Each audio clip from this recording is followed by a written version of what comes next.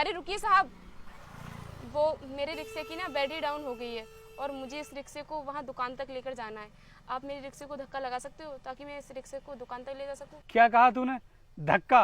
और वो भी मैं लगाऊंगा इस रिक्शे को? अबे तू पागल हो गई है क्या जो मुझसे बोल रही है? तुझे पता नहीं है कि मेरा क्या स्टेटस है? मैं इतनी बड़ी एमएनसी कंपनी में इंटरव्यू देने के लिए जा रहा हूँ और मैं इस मामूली से रिक्शे को धक्का लगाऊंगा? साहब, गरीबों की मदद करना तो अच्छी बात होती है।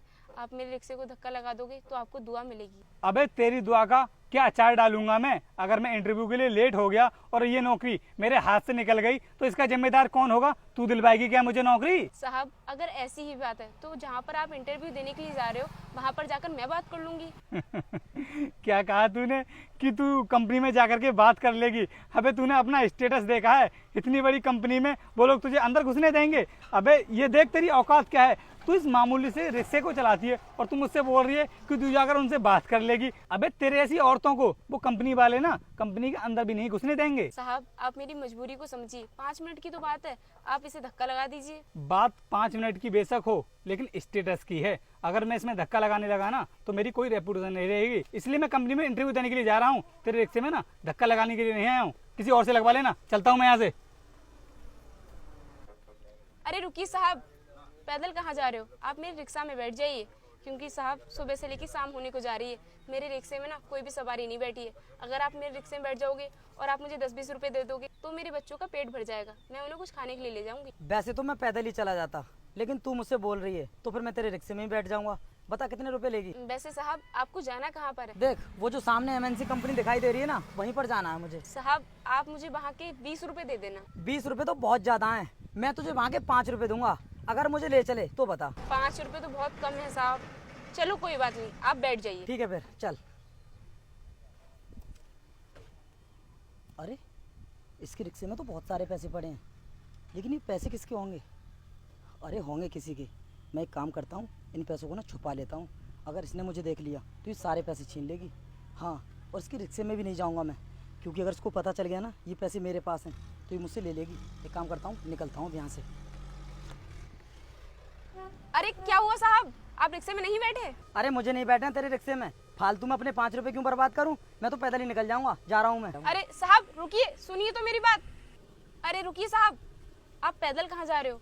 आप मेरे रिक्शे में बैठ जाइए, मैं आपको छोड़ दूंगी। मैडम, मुझे ज़्यादा दूर नहीं जाना है, थोड़ी दूर ही जाना है, इसलिए मैं पैदल ही निकल जाऊंगा। साहब, सुबह से मेरे रिक्शे में एक भी सवारी नहीं बैठी है और मुझे 1 भी रुपए की कमाई नहीं हुई है। आप मेरे रिक्शे में बैठ जाइए, मुझे भी थोड़े बहुत पैसे मिल जाएंगे और मैं जाकर खाना खा लूंगी। अगर ऐसी ही बात है तो मैं तुम्हारे रिक्शे में बैठ जाता हूँ, मैं भी जल्दी पहुँच जाऊँगा। ठीक है साहब, बैठ जाइए। अरे इस रिक्शे में तो बहुत सारे पैसे पड़े हुए हैं, मुझे लगता है किसी सवारी के गिर गए होंगे।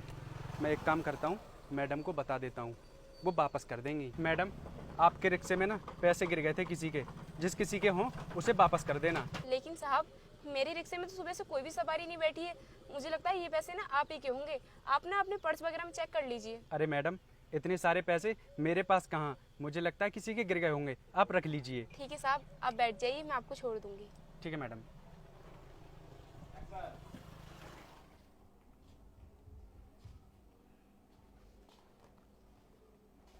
अरे तू तो वही रिक्शा वाली है ना जो रास्ते में तेरा रिक्शा की बैटरी डाउन हो गई थी और तू मुझसे बोल रही थी कि मैं तेरे रिक्शा में धक्का लगा दूं? लेकिन तू इस कंपनी में क्या करने के लिए आई है? और हाँ, तू तो सर की कुर्सी पर भी बैठ गई। तेरी इतनी हिम्मत कि तू सर की कुर्सी पर बैठी? बता जा यहाँ से। इसका मतलब तुम मुझे रिक्शा वाली ही समझ रहे थे। मैंने बिल्कुल परफेक्ट एक्टिंग की थी रिक्शा वाली बनने की। एक्टिंग की थी? अरे ये क्या बोल रही है तू? तू रिक्शा वाली थी तो एक्टिंग किस बात की करेगी? बकवास बंद करो तुम अपनी। मैं कोई रिक्शा वाली नहीं हूँ, मैं इस कंपनी की मैनेजर हूँ, समझे तुम? और वहाँ पर मैं रिक्शा इसीलिए चला रही थी ताकि तुम लोगों का इंटरव्यू ले सकूं, और उसमें तुम दोनों लोग पूरी तरीके से फेल हो चुके हो, क्योंकि तुमने मेरे रिक्शे को धक्का नहीं लगाया और इन्होंने मेरे रिक्शे से पैसे चोरी कर लिए। इनको लगा था कि मैं कुछ देख नहीं रही हूँ। अरे बेवकूफ इंसान, वो पैसे रिक्शे में मैंने ही डाले थे। पैसे तो इन भाई साहब को भी मिले थे रिक्शे में, लेकिन ईमानदारी के चलते इन्होंने वो पैसे मुझे वापस कर दिए। इसीलिए मेरी कंपनी में ऐसे लोगों के लिए ही जगह है जो ईमानदार हो। तुम जैसे लोगों के लिए जगह नहीं है इस कंपनी में। अब चुपचाप से मेरे पैसे वापस करो और निकलो यहाँ से।